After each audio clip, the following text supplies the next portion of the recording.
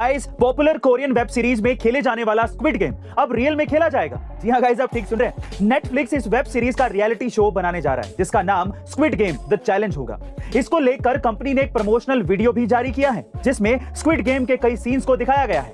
इस reality show में दुनिया भर के 456 प्लेयर्स पार्टिसिपेट करेंगे, जिससे यह रियलिटी शो टीवी इतिहास में अब तक का सबसे बड़ा शो बन जाएगा।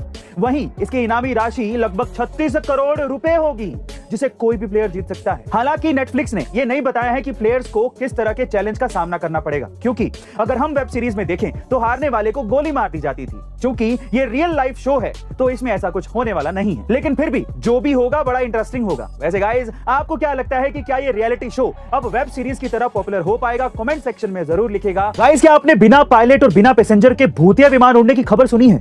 चलिए इस खबर के बारे में मैं आपको बताता हूं। रिसेंटली ये रहस्यमय विमान नाटो के एक नहीं बल्कि 6 देशों के ऊपर से निकल गया।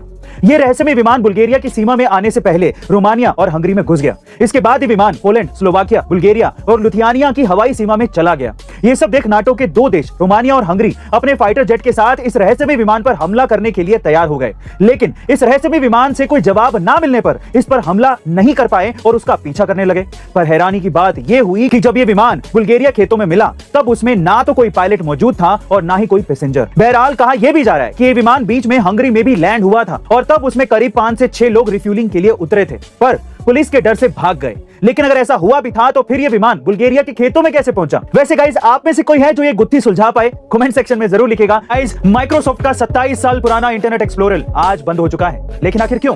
दरअसल ये बात है साल 1995 की, जब इंटरनेट एक्सप्लोरर ने आते ही इंटरनेट की दुनिया में तहलका मचा दिया था। और आपको ये जानकर हैरानी होगी कि उस समय 90% से ज्यादा इंटरनेट यूजर्स सिर्फ इसी ब्राउजर का इस्तेमाल करते थे। लेकिन 90 के दशक के बाद साल 2002 में मोजिला फायरफॉक्स ने इंटरनेट एक्सप्लोरर को एक बड़ा झटका दिया, क्योंकि मोजिला फायरफॉक्स एंड्रॉइड और iOS दोनों सिस्टम को सपोर्ट करता था और ये फीचर इंटरनेट एक्सप्लोरर के पास नहीं था। पर तब भी विंडोज में इंटरनेट एक्सप्लोरर की पॉपुलैरिटी बनी हुई थी। लेकिन साल 2007 में एंट्री हुई गूगल क्रोम की, जो बाद में इतना पॉपुलर हो गया कि उसने इंटरनेट एक्सप्लोरर के यूजर्स की संख्या को घटाकर 5% ही कर दिया।